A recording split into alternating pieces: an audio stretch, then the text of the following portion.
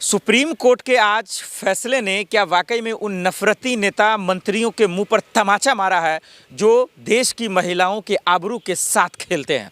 बिल्कुल आपने ठीक समझा, मैं उन्नाव की बेटियों की ही बात कर रहा हूँ, हाथरस की बेटियों की बात कर रहा हूँ और बिहार में जो नीतीश जी ने जिस बेटी का हिजाब खींचा था उस बेटी की बात कर रहा हूँ कि सुप्रीम कोर्ट ने जो आज फैसले सुनाए कि इसके बाद इस तरीके की घटना नहीं होगा। क्या महिलाओं को एक खिलौना नहीं समझा जाएगा? यही समझेंगे। दिल्ली यूनिवर्सिटी से छात्र अपेक्षा जी मेरे साथ मौजूद, आपका बहुत बहुत स्वागत है। आज का फैसला क्या वाकई में बहुत कुछ नसीहत देता, सीख देता है? बिल्कुल देता है। और सर, इससे ये बात तो साबित होती है कि अगर लोग सड़कों पर उतरेंगे तो कोर्ट से आया हुआ फैसला भी बदला जा सकता है। और मैं पहले ये चीज़ सोच रही थी, माफ़ कीजिएगा काफ़ी टाइम से हम लोग मिले नहीं क्योंकि मेरी भी चीज़ें बहुत सारी चल रही हैं, पर मैं यही चीज़ सोच रही थी कि अरावली केस में लोग बाहर आ सकते हैं तो सुप्रीम कोर्ट को अपना सारा जजमेंट बदलना पड़ सकता है। तो अगर लोग कुलदीप सिंह सेंगर के अगेंस्ट में बाहर निकलते हैं तो ये इस चीज़ को भी बदला जाना पड़ेगा और मजबूरी होगी, और वही हुआ।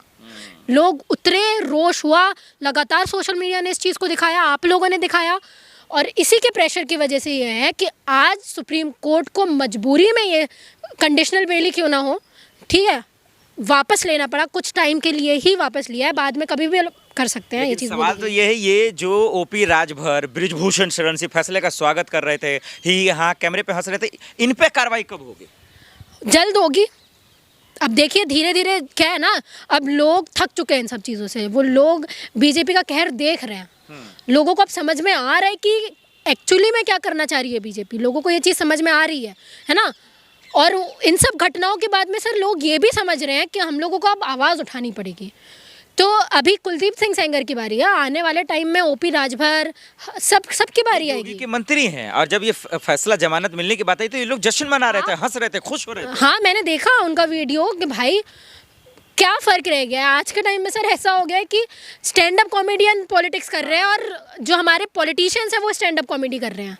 ओपी राजभर इतने माइकों के सामने, इतने बड़े बड़े नेशनल मीडिया के सामने, जब तुमको हर नेशनल मीडिया दिखाने वाला है, तुम हंस रहे हो बस। तुमको शर्म नहीं आई एक भी बार? क्या तुमसे कोई जोक बोला गया है? उन्नाव की लड़की रेप हुआ है भाई, उस लड़की के साथ में वो लड़की लड़ रही है, मार खा रही है अपनी माँ के साथ में, अपने उन लोगों के साथ में। जिस वक्त लोग अपना पूरा हताश होके बैठ जाते हैं, अपने आप को सुसाइड कर लेती है लड़कियाँ, वो लड़की लड़ रही है, तुम्हारे उसके समर्थन में नहीं बोल सकते हो। तो कुछ बोलना ही नहीं चाहिए था तुम्हें यार, एक इंसानियत तो रखनी चाहिए थी। संवैधानिक तौर पर ये जिम्मेदारी बनती है कि सीएम योगी आदित्यनाथ जी को ऐसे गंदे मंत्री सबको निकाल देना चाहिए, हटा देना चाहिए। वैसे तो निकाल देना चाहिए, अब निकाल नहीं रहा है, मतलब आप भी उसी कैटेगरी के। मैं क्या बोलूँ, यही बोल सकते हैं अगर आप नहीं कर रहे हैं कुछ, इसका मतलब आप भी वैसे ही है ना सर। तो आप में और उनमें क्या फ़र्क हुआ? क्या अब आपको पता है ना, रिश्ता अपने जैसे लोगों से ही बहुत अच्छा बनता है। अपने से बाहर हो तो अपनी सोच नहीं मिलती। तो हो सकता है कि इन लोगों के जैसी सोच है वैसे ही हमारे योगी जी की भी हो। और आप ये चीज़ बोल रहे हो, मैं आपको ये चीज़ बोल रहा हूँ, थोड़ा वक्त रुकिए, बारी सबकी आएगी। योगी जी की भी आएगी, मोदी जी की भी आएगी, अमित शाह जी की भी आएगी। कुछ वक्त के लिए ही बैठे ना पोजीशन में, ठीक है, अमर तो होके आए नहीं है। धमकी दे रहे हैं आप सरकार को। वही तो मैं बोल रही हूँ, अमर तो होके आए नहीं है, कभी ना कभी तो गद्दी से गिरेंगे।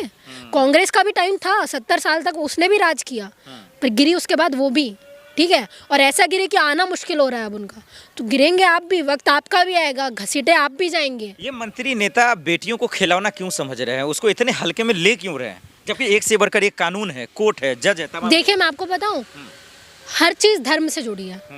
आपको पता है धर्म में लड़कियों की कंडीशन कितनी खराब है, हर धर्म की बात है, ठीक है। और ये पार्टी है धर्म के नाम पे राजनीति करने वाली है।